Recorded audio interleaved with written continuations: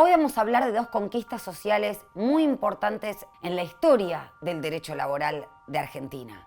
Por un lado, las vacaciones pagas y por otro lado, el famoso sueldo anual complementario o aguinaldo. Hace mucho tiempo, incluso en el siglo XIX, no había conquistas laborales, no había limitación de la jornada, no había vacaciones retribuidas, no había salario mínimo. Todas estas conquistas se sucedieron a lo largo del siglo XX.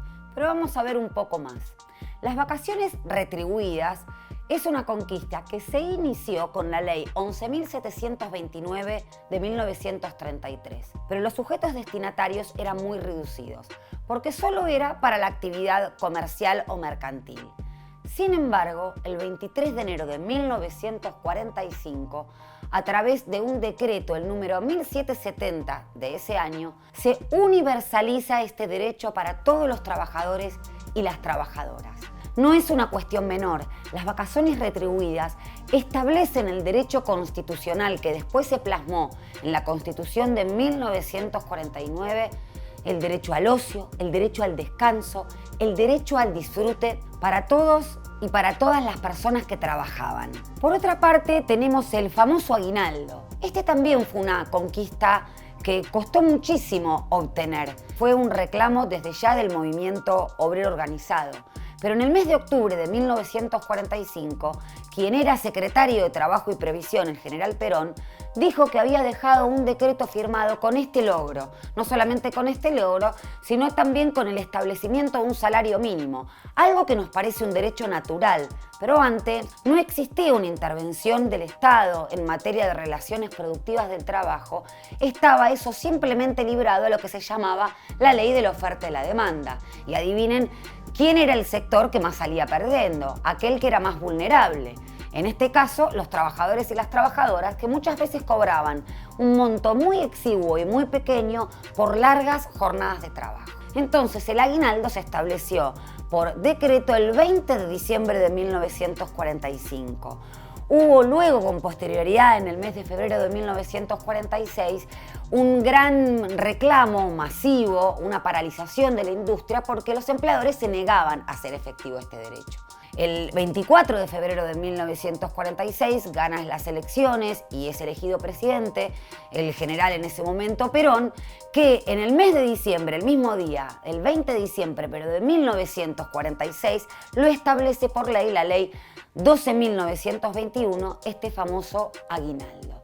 Entonces, sabemos que la intervención del Estado a nivel global, les diría, en lo que se llamó el constitucionalismo social, en las relaciones entre empleadores y trabajadores, trajo estas conquistas y las constituyó en ley y después en la Constitución Nacional. Por otro lado, hay un instituto legal muy conocido, que es el salario mínimo vital y móvil. Hoy, para las relaciones privadas de trabajo, los tenemos en la ley de contrato de trabajo, pero como te comenté, antes no estaba establecido en ninguna ley. Con este decreto, en donde se estableció el aguinaldo, también se dispuso una remuneración mínima y básica para la jornada de 8 horas. El salario básico contempla a nivel constitucional que un trabajador o una trabajadora pueda satisfacer todas sus necesidades, y no solamente las básicas para procurar su propia subsistencia, sino también, con esta remuneración, poder cumplir el programa constitucional que se establece a través de la consagración de los derechos sociales, económicos y culturales. Esta noción del salario es muy importante, porque si no, confundimos la retribución por nuestro trabajo con un monto mínimo para poder subsistir.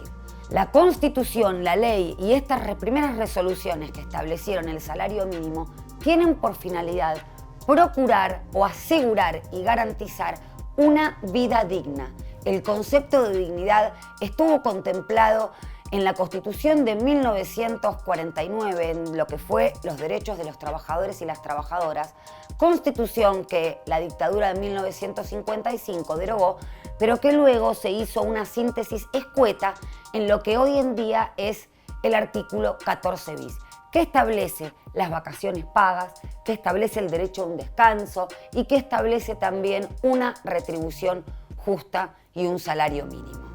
Soy Natalia Salvo y esto fue una columna para c5n.com.